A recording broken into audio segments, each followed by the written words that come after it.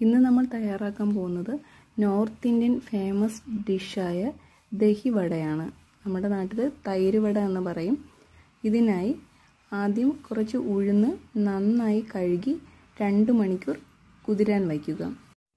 അതിനുശേഷം ഉഴുന്ന് ആവശ്യത്തിന് വെള്ളം ചേർത്ത് മിക്സിയുടെ ജാറിൽ നന്നായി അരച്ചെടുക്കുക. അതിലേക്ക് ആവശ്യത്തിന് ഉപ്പ്, ബേക്കിംഗ് സോഡ എന്നിവ ചേർത്ത് നന്നായി ബീറ്റ് ചെയ്തെടുക്കുക. ബാറ്റർ നല്ല ഫ്ലഫി ആയി കിട്ടിയിട്ടുണ്ട്. ഒരു പാൻ വെച്ച് അതിലേക്ക് എണ്ണ ഒഴിച്ച് നന്നായി ചൂടായതിനു ശേഷം ചെറിയ ചെറിയ ബോളുകളാക്കി ഈ ഉഴുന്നിൻ്റെ മിക്സ് അതിലോട്ട് ഇട്ട് കൊടുക്കാം. ചെറിയ ചെറിയ ബോളുകളായിട്ടാണ് ഇത് ഇട്ട് കൊടുക്കാനുള്ളത്. എന്നാലേ നന്നായി ഫ്രൈ ആയി കിട്ടത്തുള്ളൂ. ഇപ്പോൾ ഏകദേശം ഫ്രൈ ആയി കിട്ടിയിട്ടുണ്ട്. ഇതേ ഒരു പരുവം ആകുമ്പോൾ നമുക്ക് ഇത് എണ്ണയിൽ നിന്നും കോരി മാറ്റാം.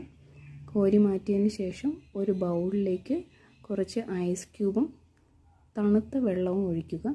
അതിലേക്ക് നമ്മൾ ഈ ഫ്രൈ ചെയ്ത് വെച്ച ബോളുകൾ, ഉഴുന്നിൻ്റെ ബോളുകൾ അതിലേക്ക് ഇട്ട് കൊടുക്കാം. അതിലേക്ക് ഇട്ട് കൊടുത്തതിന് ശേഷം 1 മണിക്കൂർ റെസ്റ്റ് ചെയ്യാൻ വയ്ക്കണം.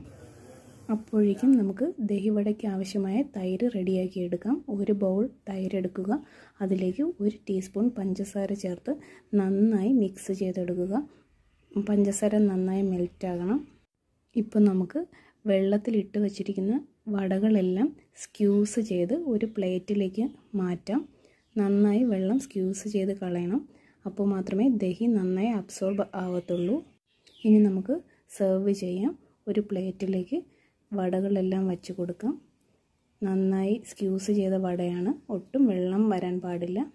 അതിലേക്ക് ഫസ്റ്റ് നമുക്ക് മിക്സ് ചെയ്ത് വച്ചിരിക്കുന്ന ദഹി ഒഴിച്ചു കൊടുക്കാം. എല്ലാ വടകളിലേക്കും എത്തുന്ന രീതിയിൽ ദഹി സ്പ്രെഡ് ചെയ്ത് കൊടുക്കാം.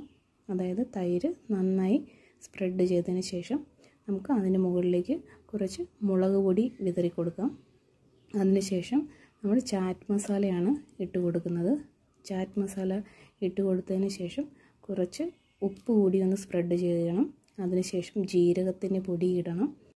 ഇനി ഇതിന് മുകളിലേക്കായി നമുക്ക് ഗ്രീൻ ചട്നി ഒഴിച്ചു കൊടുക്കാം. ഗ്രീൻ ചട്നി ഒഴിച്ചതിന് ശേഷം അതിന് മുകളിലേക്കായി ഒരു സ്വീറ്റ് ചട്നി സ്പ്രെഡ് ചെയ്ത് കൊടുക്കാം. സ്വീറ്റ് ചട്നി ഒഴിച്ചതിന് ശേഷം കുറച്ച് മല്ലിയില വെച്ച് നമുക്ക് ഗാർണിഷ് ചെയ്യാം. ഇപ്പോൾ ദഹി വട റെഡിയായി.